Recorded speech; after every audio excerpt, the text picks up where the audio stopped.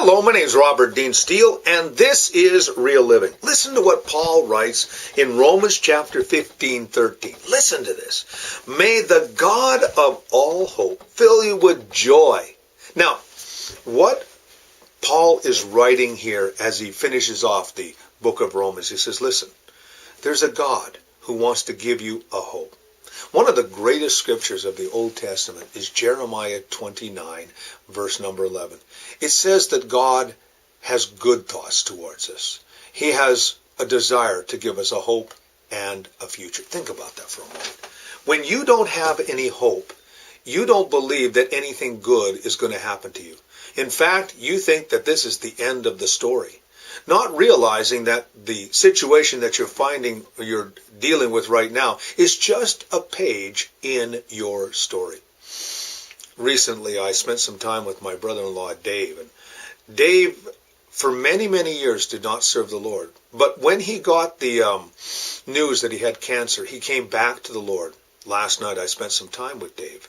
Dave is facing eternity. But you know what? There's no fear in him. You know why? Because he knows where he's going to go. He has all the hope in the world. When he closed his eyes last night and looked at me and said, you know what? I'm ready to go. That's a wonderful place to be. You see, what happens is God will fill you with hope. You know that you have a future because whether you're absent from the body or present with the Lord, whether you live in this temporal world or the celestial world, you are with the Lord. And you have all the benefits of heaven thereof. This gives you joy. That's that deep-seated contentment. Knows that God has everything under control. And that peace that basically is that absence of internal strife and conflict. It all comes with believing. Not just say, well, I believe. No, we're talking about eternal trust. You're putting everything into this thing. Paul says, if Jesus Christ did not rise from the dead, he said this, we are all people most pitied because we believed a lie. But because Jesus Christ rose from the dead, he is the one who gives joy. And he's the one that gives peace that passes all understanding.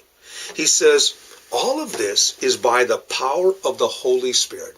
That's what Paul said here in Romans 15:13. He says, the power of the Holy Spirit is right now resting upon you. That resurrection power, as it says in Romans 8:11. It is right now coursing through and enabling and empowering your mortal body. You have made that mental assent, but not only have you done that, but you have made that choice of the will. And what is happening is as the power of the Holy Spirit is working in your life and situation, you are abounding not only with power, but with hope. He says, the God of hope will fill you with joy and peace by your belief. But as you allow the power of the Holy Spirit flowing through your life, you are going to even abound, overflow with this hope. I love that old song that says, here's my cup, Lord, I lift it up.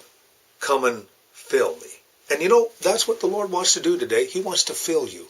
He wants to fill you with overflowing so that out of your innermost being will flow those rivers of living water. And those around you who are thirsty and those who are desperate and those that are dying will see what kind of faith that you really have. You see, there's something infectious about someone who's walking with joy, someone who has hope, and someone who has peace. And that's what you have, folks, in spade in Jesus Christ. Stand upon it today. Claim the promise and get your victory. Why? Because Jesus came to give you abundant life.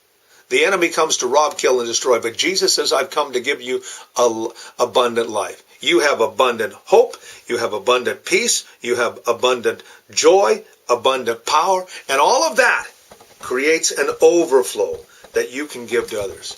Paul says in 1 Corinthians 11:23, that which I receive, I pass unto you. So pass it on today. Do like the old song says, it only takes a spark to get the fire going. I think you get the idea. My name is Robert Dean Steele. You have yourself a great and godly day.